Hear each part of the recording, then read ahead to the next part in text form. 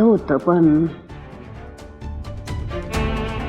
या चिमणी आईने काड्या काड्यांनी बनवलेल्या त्या घरट्यामध्ये तिच्या मायेची ऊब तशीच साठवलेली राहते.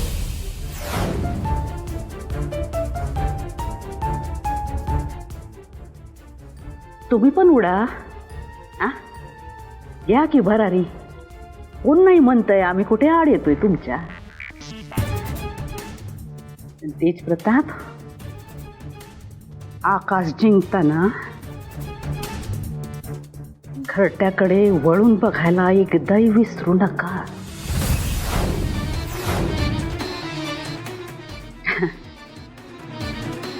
आमचं लेकरू मोठं झालं, चांगलं आहे. आता तुम्ही स्वतःचे निर्णय स्वतः घ्यायला लागले, बायकोच्या बाजूने उभं राहायला लागले. आनंद आहे, आनंद आहे.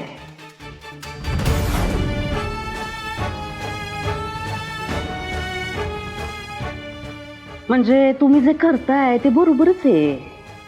पती म्हणून तुम्हाला तुमचं कर्तव्य पार पाडलंच पाहिजे.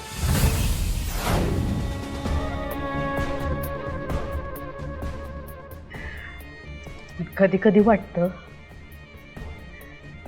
चांगला नवरा होण्याच्या नादात आम्ही आमचा चांगला मुलगा तर हरवून बसणार नाही ना.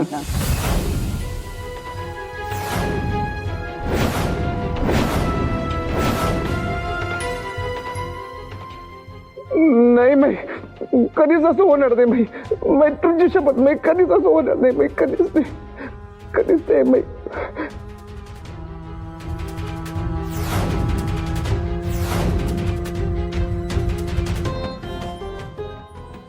माया नाही, मालकी आहे ही, मालकी. इथे ये.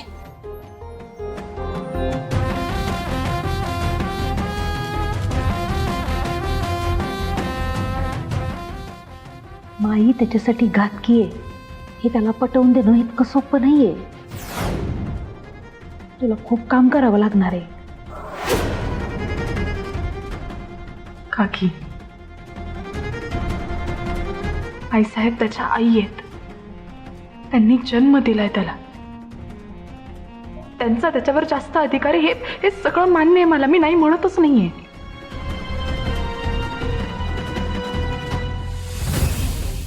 मला फक्त एकच गोष्ट वाटते, प्रेम जर खरं निखळ असेल ना, तर ते वळवावं लागत नाही. काकी, मला एका आईच्या आणि त्याच्या मुलाच्या मध्ये कधीच यायचं नव्हतं ना. मी कधी येईन. जर माई साहेबांचं प्रेम पारदर्शक असतं ना, तर माझ्यावर तेज प्रतापला सत्य सांगण्याची वेळ आलीच नसती. अगं तेच तर,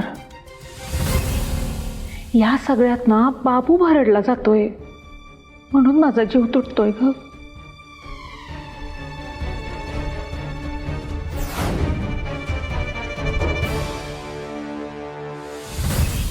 ऐकलं का? इकडं बघा आमच्याकडं. नाही माई, मला असंच थांबू द्या. आत्ता म्हणलं आम्ही, का मोठे झाला तुम्ही आणि बघा कसे वागते. आहेच अजून लहान पोरावानी सगळं.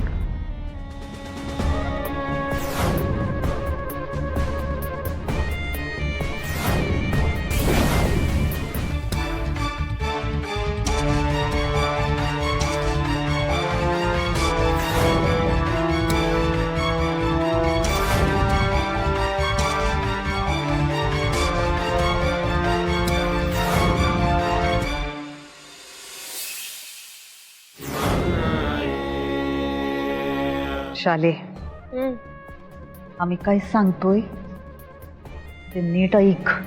बर. आम्ही तुझ्यावर एक सोपी पण अत्यंत महत्वाची जबाबदारी टाकतोय.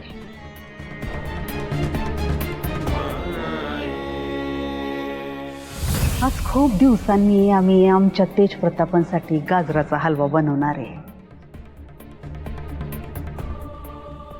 ती वैदई ती त्या स्वयंपाकघराच्या आसपास पण फिरकायला नको. तिला कसं अडवायचं काय करायचं तुझ्या बुद्धीनं ठरवायचं.